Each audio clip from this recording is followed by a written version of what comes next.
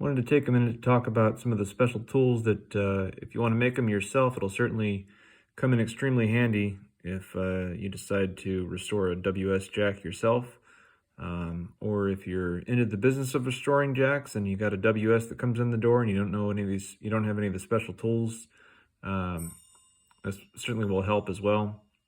The one tool that I did not talk about is the splined tool that you would use to remove and install the high-low adjustment, because I didn't get mine out. I'll talk about that in a later video.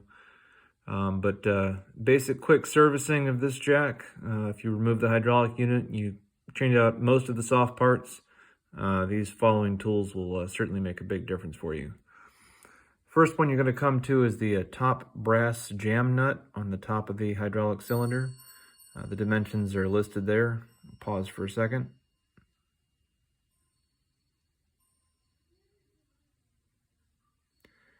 And if you wanted to, you could use any kind of a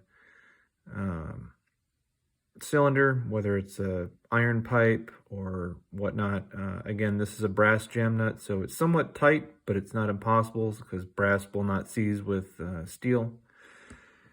And then another tool that you might want to use for the pump guide shaft. Again, it's about a roughly 1/2 to 3/4 of an inch in diameter.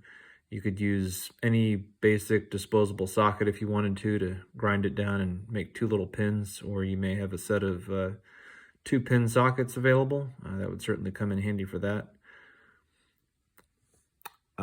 When you finally come to installing the leather cup, if you don't take the main cylinder apart, you'll need some sort of an installer. Basically, it narrows down or tapers down so that when you have the main shaft with the leather cup on the bottom, lubricate everything up and then you slide it on down. That way it doesn't catch any of the threads or anything on the inside.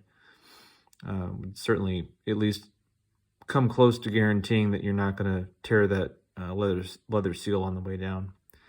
And then, of course, the big thing that I didn't bother to get into, tried a few different ways, different methods, pipe wrenches and whatnot.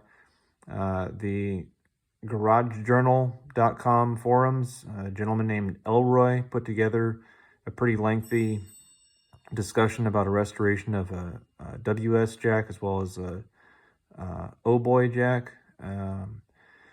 There's a large cylinder nut on the top.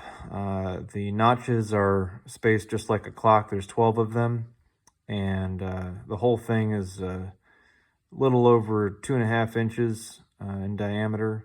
So you could either use a 2.5 inch size socket and cut that apart if you wanted to, or you could use either some 1/8 or 1/4 inch plate steel and essentially make a large wrench if you wanted to. If I were to do either of those, the socket might be the secondary preferred method.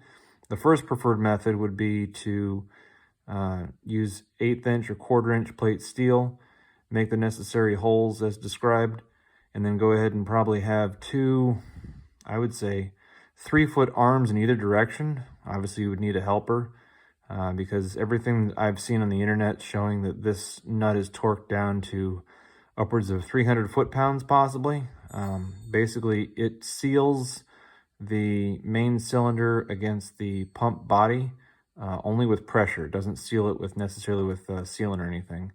A lot of people won't go ahead and, they'll put some sealant in there just as maybe a backup measure because nobody really knows for sure how tight this thing was torqued down. So those are the couple of different tools, drawings, I would say. If you want to make your tools, it would certainly, especially if you've got a welder or a lathe, it would certainly make your job a lot easier. So that covers that video, and talk to you in a little bit.